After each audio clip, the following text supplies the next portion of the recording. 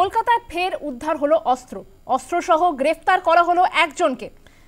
কলকাতায় ফের অস্ত্র উদ্ধার হলো 5টি বন্দুক সহ 90 রাউন্ড কার্তুজ। অস্ত্রসহ গ্রেফতার করা হলো একজনকে। গ্রেফতার আমা স্ট্রিটের ইসরাইল খান। অস্ত্রগুলি বিক্রি করার জন্য আনা হয়েছিল বলে খবর। ফোনে রয়েছেন প্রতিনিধি প্রীতি পাত্র। প্রীতি, কলকাতায় ফের অস্ত্র উদ্ধার হয়েছে, কি জানা যাচ্ছে? একেবারেই দেখো, গতকাল রাতেই কিন্তু শিয়ালদার বৈঠকখানা বাজার থেকে অস্ত্র উদ্ধার করে এসটিএফ এর যে শাখা রয়েছে তারা, এবং যেটা জানা যাচ্ছে ইতিমধ্যে কিন্তু ঘটনায় একজনকে গ্রেপ্তার করা হয়েছে। অস্ত্র সহ কিন্তু তাকে গ্রেপ্তার করা হয়েছে। ওই অভিযুক্তের নাম ইসরাইল খান, যিনি কিন্তু আমহাট স্ট্রিটের বাসিন্দা এবং তার পাশাপাশি ঝাড়খণ্ড থেকে এসে তিনি কলকাতায় এখন বসবাস করেন, এমনটাই কিন্তু এসটিএফ সূত্রে খবর। এবং যেটা জানা যাচ্ছে যে গতকাল এসটিএফ এর কাছে আগে থেকেই কিন্তু একটি খবর এসেছিল যে শিয়ালদার বৈঠকখানায় অস্ত্র বিক্রির কাজ চলছে।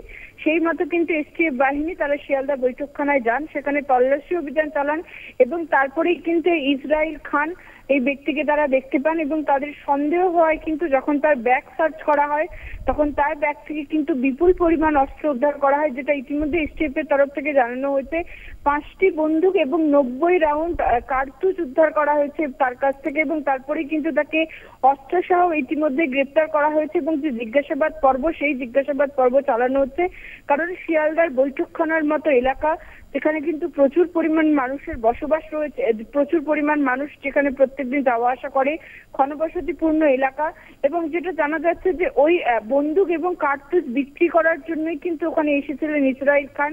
সেক্ষেত্রে কাকে ওই অস্ত্র বিক্রি করার জন্য তিনি এসেছিলেন এবং এত অস্ত্র কোথা থেকে মজুদ হলো, এবং শুধুমাত্র এই অস্ত্র নাকি আরো অস্ত্র রয়েছে তার কাছে কোথাও তিনি মজুদ রেখেছেন কিনা, পুরো বিষয়টি কিন্তু এখন তাকে জিজ্ঞাসাবাদ করে জানার চেষ্টা করছেন এসটিএফ বাহিনী। এবং আরো তার কাছ থেকে যেসব তথ্য জানতে পারবেন সেই তথ্যের ভিত্তিতে কিন্তু পরবর্তীকালে আরো বহু জায়গায় তল্লাশি অভিযান চালিয়ে তারা এ ধরনের কোন অস্ত্রের ভান্ডার শহর কলকাতায় লুকিয়ে রয়েছে কিনা সেই বিষয়টিও কিন্তু তারা জানার চেষ্টা করবেন। প্রীতি, তোমার কাছে জানতে চাইবো, অস্ত্রগুলি কোথা থেকে আনা হয়েছিল, পুলিশ সূত্রে কি কিছু জানা যাচ্ছে?